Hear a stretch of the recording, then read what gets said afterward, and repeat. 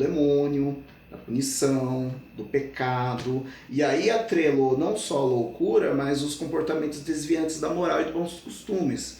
Então, assim, se você era uma pessoa que não se enquadrava naquela moralidade que existia naquela época, aquela coisa da retenção dos desejos, você também era considerado louco. E aí entrou a questão da moralidade. Não era visto, e nem chegava perto de ser visto como uma questão de saúde, mas sim era visto como algo que não deveria ser aceito. O louco era aquele que tinha um comportamento que as pessoas não aceitavam. Se você trabalhar com a psicanálise, que é uma das linhas de enxergar o psiquismo humano, eu poderia dizer que existe estruturas mentais que vão sendo desenvolvidas ao longo do tempo, do seu desenvolvimento, que faz com que seja mais possível num processo de adoecimento, num processo que você não consegue lidar com as angústias, a resposta a essas angústias, você enlouquecer com um mecanismo de defesa, sabe? Mas existem também as questões biológicas, existem áreas da ciência que acredita que são fatores neurológicos, questões de ordem de formação do próprio cérebro, assim. Há uma busca ainda por genes, há uma busca por uma genética que faz as pessoas enlouquecer. A loucura, quando a gente pensa em loucura, que a gente está falando de perder a cisão da realidade. E é obviamente que ambientes pesados, ambientes que testam a capacidade psíquica das pessoas, podem gerar enlouquecimento também, como uma fuga da realidade para lidar com uma sociedade tão maluca, tão perversa que a gente vive hoje, assim. Então são múltiplos os fatores que acabam gerando a loucura.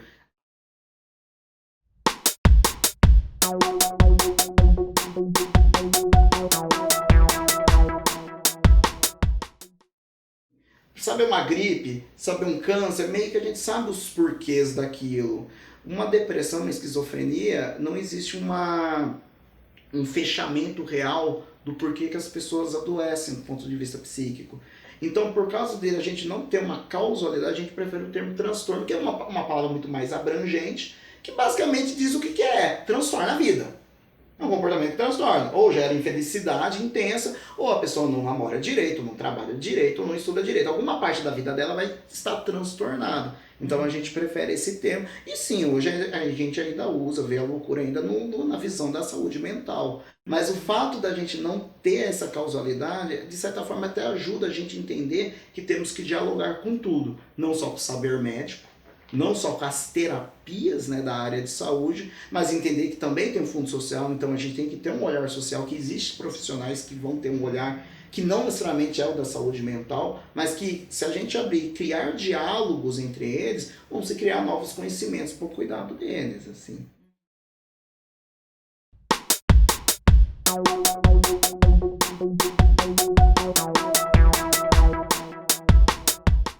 A gente vai sempre ter momentos de infelicidade, momentos de desadaptação, isso faz parte. A questão é que isso ainda assusta as pessoas. Então as pessoas tentam sempre jogar para escanteio a questão das ordens, que pode me lembrar onde eu posso ser também. Eu acho que a loucura, ela dá uma sensação que qualquer um pode ficar. Então por isso que as pessoas têm muito medo, assim. O que acontece é que muitas vezes quem tem uma doença psicótica, ela aprende na TV, pelo que as pessoas falam, que ela é perigosa, sabe? Que as pessoas não deveriam estar perto. Ouvindo isso toda hora, a pessoa pode até começar a acreditar e começar a se isolar, começar a nem tentar perceber que ela pode ser protagonista da narrativa dela, sabe? Essa questão da identidade, da pessoa entender que a pessoa, ela pode ser louca, mas a loucura não é a sua totalidade, é o que faz a pessoa viver. Porque, como você falou, dá para viver? Sim, é uma parte dela. A loucura é só uma parte, ela não é só isso. A questão psíquica da loucura também acaba sendo adaptada pela pessoa.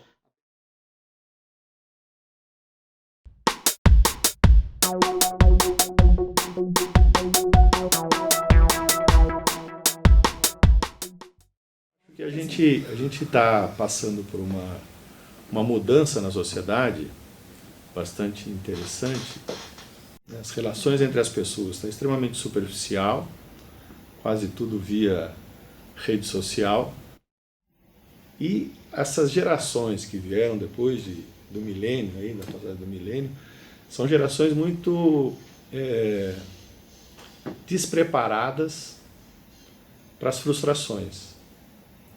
E quando a vida dela não é tão bela quanto a vida daquele blogueiro que só mostra maravilhas, isso causa uma decepção, uma angústia e uma dificuldade de enfrentar isso porque não tem capacidade de enfrentar frustrações. Esse é o grande boom que a gente está tendo aí, e aí vem a ansiedade, vem a depressão, né? Vem a tentativa de suicídio, autoflagelo, né? Essas coisas que são decorrentes disso. Costumo dizer que é uma sociedade de surdos. A gente vive a era da comunicação, mas as pessoas não se comunicam. Eu estou falando de uma comunicação de sentimento. A gente se comunica rapidinho, né? Mas o verdadeiro, aquela comunicação interna, do que está acontecendo comigo, dificilmente a gente permite que o outro fale, ou não dá escuta para o outro.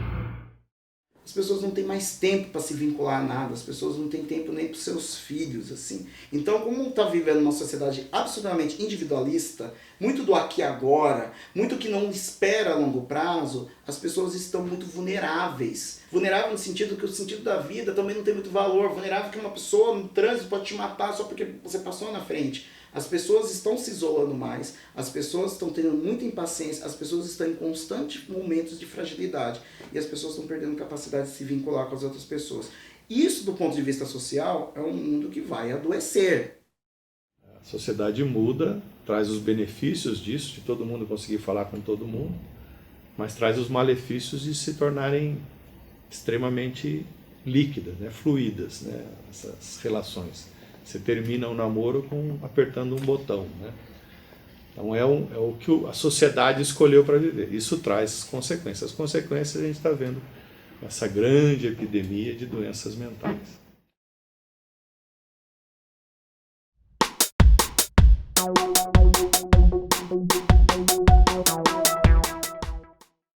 Eu entendo que a saúde mental teve uma transformação bastante grande da década de 70 para cá, né? Buscando a humanização. Antigamente só era tudo centrado na internação psiquiátrica e depois foram sendo criados vários equipamentos extra-hospitalar.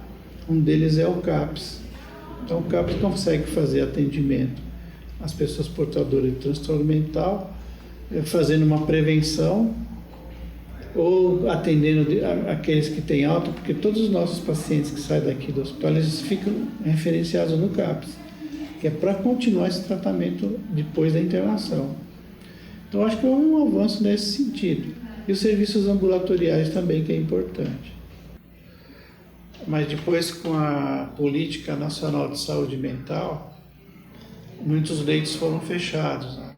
Dentro da Política Nacional de Saúde Mental, que é deshospitalizar, que os pacientes deveriam ser atendidos no CAPS, e aqueles que tivessem crise, isso é o que está escrito na Política de Saúde Mental Nacional, seriam atendidos em hospital geral. O que não tem sentido, porque o hospital geral é um paciente de cama, de leito, que fica lá tomando conta. O paciente com problemas mentais, ele não é de leito, não é próprio para um hospital geral. Mas só que depois, em 2018, agora houve uma remodelação, o governo manteve os hospitais psiquiátricos, criou um ambulatório, acrescentando ao CAPS, enfim. Houve uma espécie de uma revisão dessa situação e retornaram, mas não retornou completamente não. Tem muito hospital lá em São Paulo que fechou e não abriu mais. Mesmo porque o governo não dá apoio para fazer um hospital psiquiátrico. Hoje um hospital psiquiátrico que seja feito na base do SUS não sobrevive. Porque não dá para ficar sem um hospital especializado. As pessoas precisam desse atendimento. Os familiares precisam desse apoio. É só conversar com os familiares que têm uma pessoa portadora de transtorno mental, eles vão contar a história de cada um deles, que é muito dolorosa, muito difícil.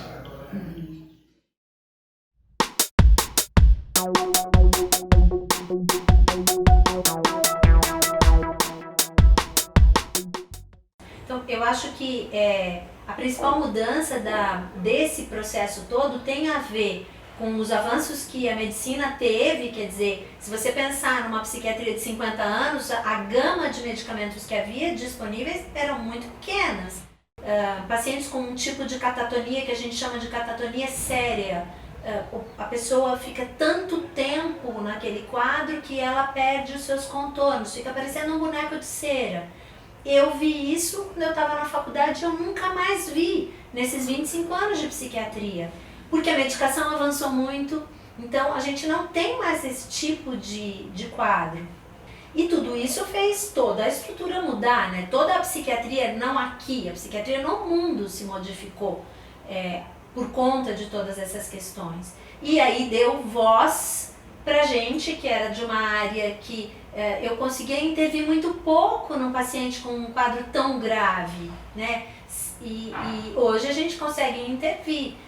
A ação era a intervenção como a medicina foi pensada nos seus primórdios, né? Sintoma, medicação, sintoma, medicação. Hoje não é assim, hoje a gente quer entender o sintoma, né? Quer dizer, ao longo de todo esse tempo, a psiquiatria veio mudando e acho que a psicologia fez parte nesse processo, desse entendimento de que o sintoma é a expressão de algo e que ele precisa ser ouvido nessa essência. O que comunica o sintoma, né? O que aquele paciente que, por exemplo, se corta comunica com aquela ação de se cortar, além de precisar da intervenção farmacológica e tudo isso.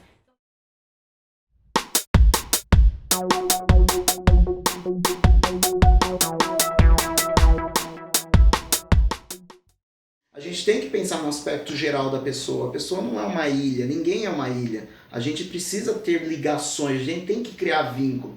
Talvez uma dos grandes queixas que a gente tinha da questão da época asilar é exatamente isso. Nós tínhamos pessoas que tinham um comportamento desviante das outras pessoas e tentaram resolver isso simplesmente fazendo ele sumir da frente de todo mundo.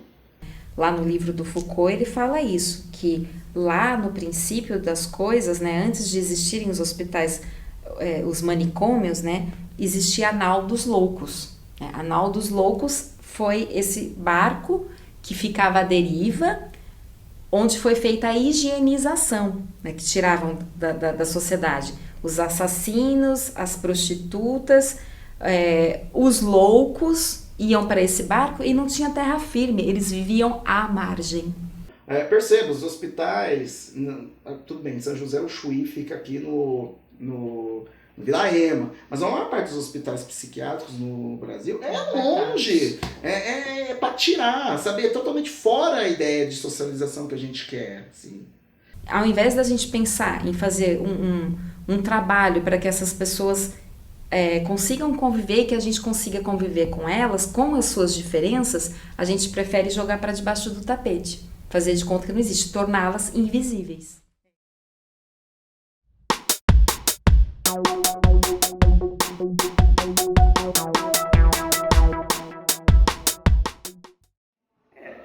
Eu acho que o transtorno mental que necessita de internação precisa ter duas características. Uma é do indivíduo fazer mal para ele mesmo ou dele fazer mal para o outro.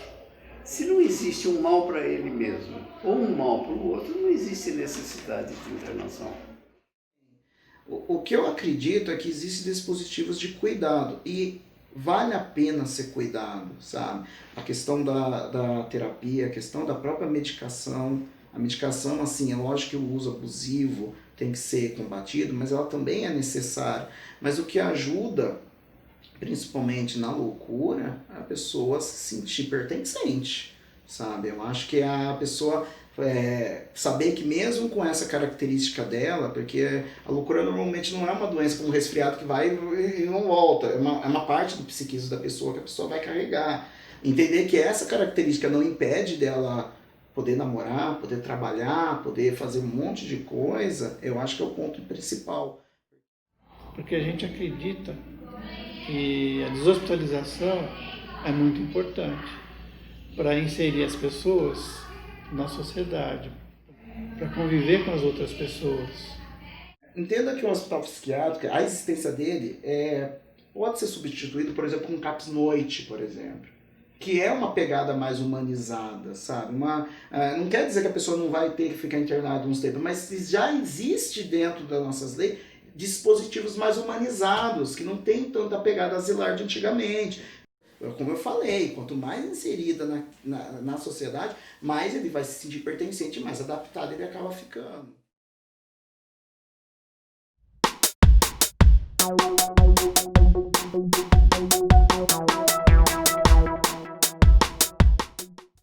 A questão da prevenção da saúde mental, ela é multidisciplinar, digamos assim, né? Uma coisa que faz uma diferença gigantesca é a atividade física, né? Então, isso faz com que a gente tenha uma saúde mental mais estável, né? A gente responde melhor às adversidades da vida, né? Eu tenho pacientes que achavam que para poder entrar no shopping tinha que pagar. Pessoas que estavam aqui, sei lá, 30, 40 anos em São José e nunca entraram no shopping, porque achavam que tinha que pagar lá dentro, sabe? Pessoas que nunca se apropriou dos espaços públicos do município, sabe? Acaba se isolando, e aí você acaba se isolando, você não se integra, você adoece mais mesmo. Uma pessoa ir para um shopping, para um cinema, sair, fazer um artesanato com os amigos, lançar uma festa, isso gera saúde nas pessoas.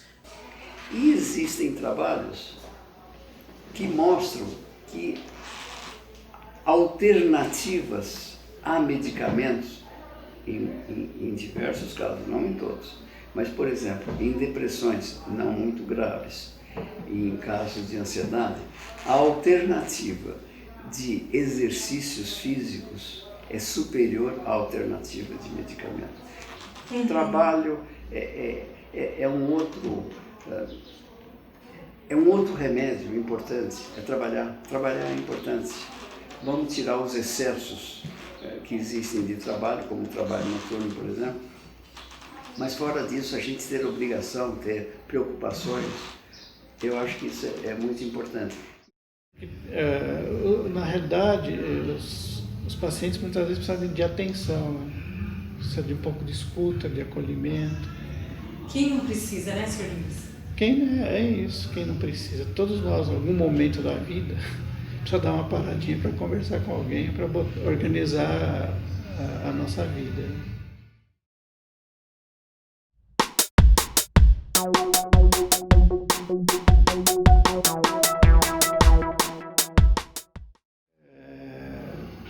Ter uma pessoa portadora de transtorno mental em casa, dependendo da patologia, é bastante difícil. A gente sabe que é difícil. E muitas vezes a pessoa não consegue dar conta. A saúde mental, ela é tão colocada de lado porque a família esconde o paciente psiquiátrico. Se a família fizesse barulho, se preocupasse tanto quanto o paciente com diabetes, hipertenso, infartado, a saúde mental estaria em outro patamar, sem sombra de dúvida, mas a família prefere esconder. Então, a família, é muito difícil julgar os dois lados, sabia? É muito difícil, porque toda uma mudança, isso Jung falava, qualquer mudança gera um caos.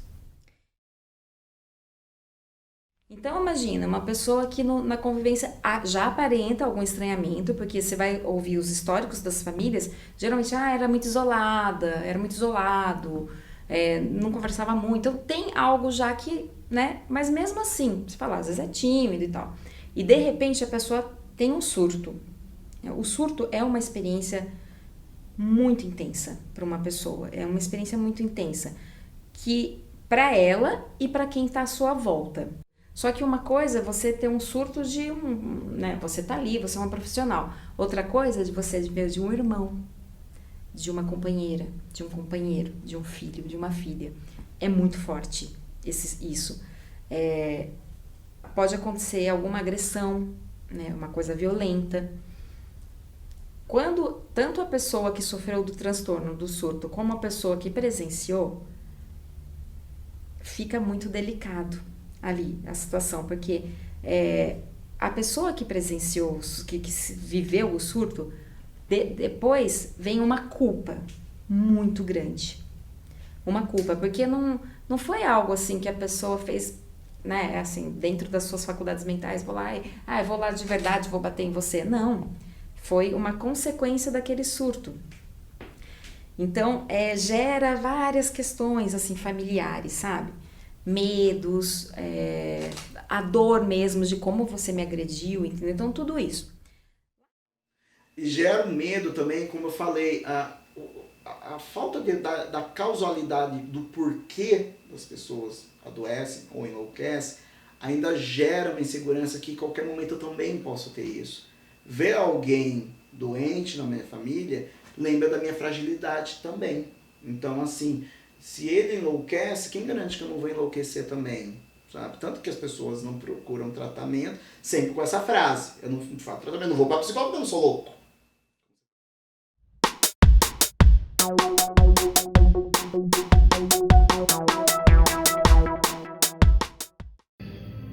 Nós precisamos trabalhar o preconceito. Isso fala em todos os... e principalmente na saúde mental. Existe muita barreira, existe muito preconceito das pessoas para as pessoas que têm o transtorno mental. Há muita rejeição também, há o estigma. Isso precisa ser trabalhado, isso precisa ser falado dentro da sociedade. Isso precisa ser discutido com a sociedade. Que é para devolver a essas pessoas a autoestima. Hoje as crianças, os jovens, as pessoas como um todo, sofrem muito bullying, sofrem preconceito, não são ouvidas, não são acolhidas, né? São rejeitadas muitas vezes quando têm esses pensamentos, esses sentimentos. Então é no sentido de ouvir, de dar atenção e buscar ajuda de profissionais e de pessoas capacitadas para poder acolher e romper esse preconceito. A gente tem que romper essa barreira. Eu acho que existem duas questões. A primeira é as pessoas que efetivamente lidam com psiquiatria e que compreendem os transtornos psíquicos na sua magnitude e que, portanto, fazem produção científica e investem nisso. E existem as pessoas que não têm vivência psiquiátrica e que têm opiniões a respeito desse assunto. E que às vezes são opiniões que não condizem com o que acontece, né? Eu estava brincando com você no começo da nossa conversa, que as pessoas olham para mim e falam: nossa, mas você trabalha em psiquiatria tão pequenininha, e eu trabalho em psiquiatria há 25 anos, nunca um paciente levantou a mão para mim. Quer dizer, o paciente psiquiátrico não é agressivo. Isso é um estigma, isso é ignorância, né? Isso é falta de compreensão. Muito pelo contrário, os pacientes são extremamente doces e gentis. Existem casos, obviamente, de agressividade. Às vezes esses são os casos que inclusive encaminham o paciente para a internação.